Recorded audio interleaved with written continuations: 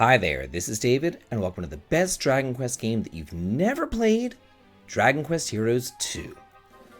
I'm just about the biggest fan ever of Dragon Quest, having played the very first one on the NES back whenever I was about 6 years old. I've been in love with the series ever since. Back in the 80s and the early 90s, RPGs were few and far between, but I always loved the original 4, and I remember being completely heartbroken whenever Enix closed down their American offices, and then we didn't get the 5th or 6th entries. But then, I was elated whenever they came back in a glorious return with Dragon Warrior 7 on the PlayStation.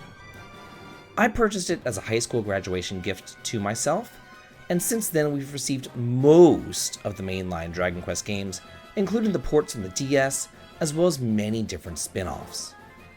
And now, I'll be the first to say that not all of those spin-offs are created equally. Some are most definitely better than others, but I do like to dabble in them and see what they're all about. I've played and enjoyed monsters, jokers, builders, heroes, and I'm totally looking forward to treasures as well. However, after the builders games, I did kind of sleep on the heroes series, mostly because it was kind of that Musu Dynasty Warriors thing that I was never really a fan of.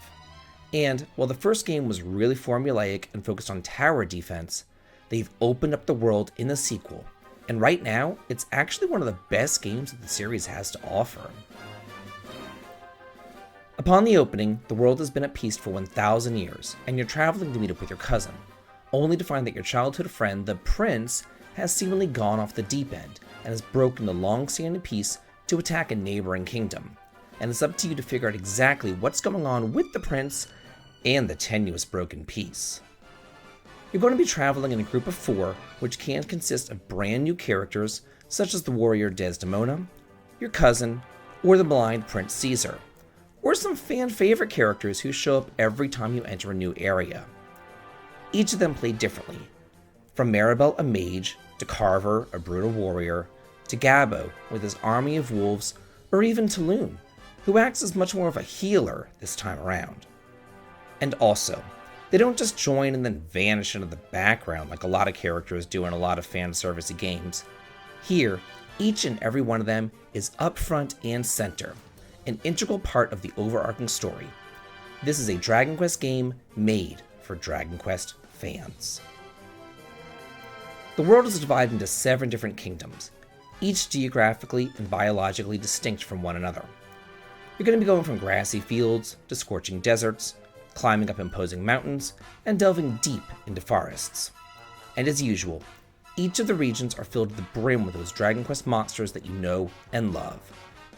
There are quests to fulfill, NPCs to rescue, treasures to find, mini-medals to gather, crafting materials to hoard, and weather effects to contend with. And, just as you might expect, different monsters will come out during different weather patterns and also during different times of day.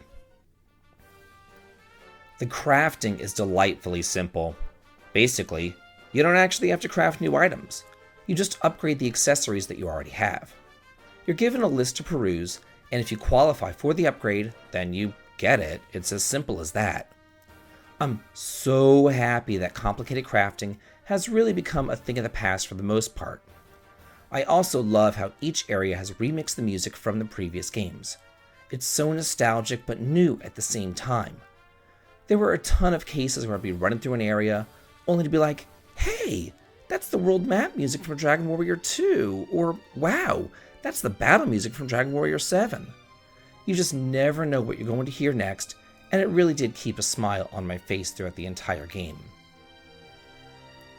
In the center of the lively world is your hub town, as well as home base. Here, you'll be doing all those typical town things, like buying and selling, fulfilling quests, gathering lore, turning in tiny medals, and changing your party lineup, as well as their classes. While the characters from prior games are each locked into a specific class, the 4 main characters can actually change their classes, so you can round out your team and customize them exactly how you would like them to be. Turn them into a thief, martial artist, priest, mage, warrior, whatever your heart desires. As variety is the name of the game here, you can control whoever you want as well. You're not just stuck controlling your hero. So if you want to be that queen and burn them alive from the back as Maribel, have at it. Or if you're feeling a little bit roguish, you could be Talon and throw items around the field.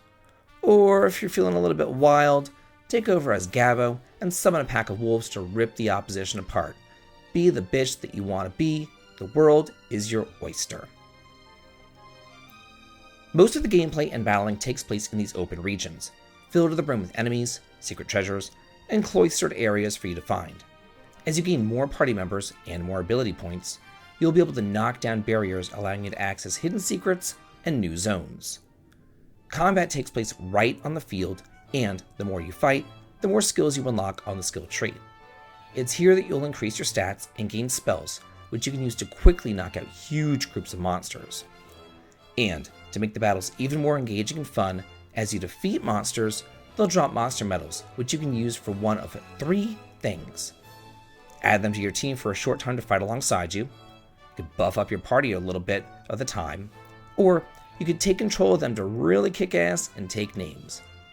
I cannot tell you how satisfying it is to go into a screen filled to the brim with monsters, only to blast the crap out of them with a huge magic spell, and then run around gathering the monster medals as they're dead, only to unleash hordes of beasts to fight on your side and continue that slaughter. It's wonderful. Outside of the typical zones, there's also war battles, and these are much longer, more drawn out, and harder. It's really the game's version of like a boss fight, and it's here that your skills are really put to the test. You're going to have to conserve your resources, be smart, and strategize to get through. And each one of these is different. One could have you going through like a teleportation maze, another through a town to find a missing guard, another could have you escorting the king from the onslaught of the enemies. You never know what you're going to face in a war battle, but each of them are fair while also being hard and deeply satisfying. While the first Heroes game was a Musou in every way, the second is more experimental, like Persona Strikers or Hyrule Warriors. It really is a dramatic enough shift that a Musou-hating Dragon Quest fan might still enjoy it. And believe me, I certainly did. So, that's it from our review of Dragon Quest Heroes 2, the best game that you've probably never played. How did you feel about it? Let me know in the comments. And if you like this video and want to hear on the channel, please consider heading on over to Twitch for some streaming fun, checking out Patreon for exclusive videos and early access to my content, or coming on over to my Discord to chat and hang out. The links to them can be found in the video description. This has been David. If you like this, please like, comment, and subscribe, and have a good day.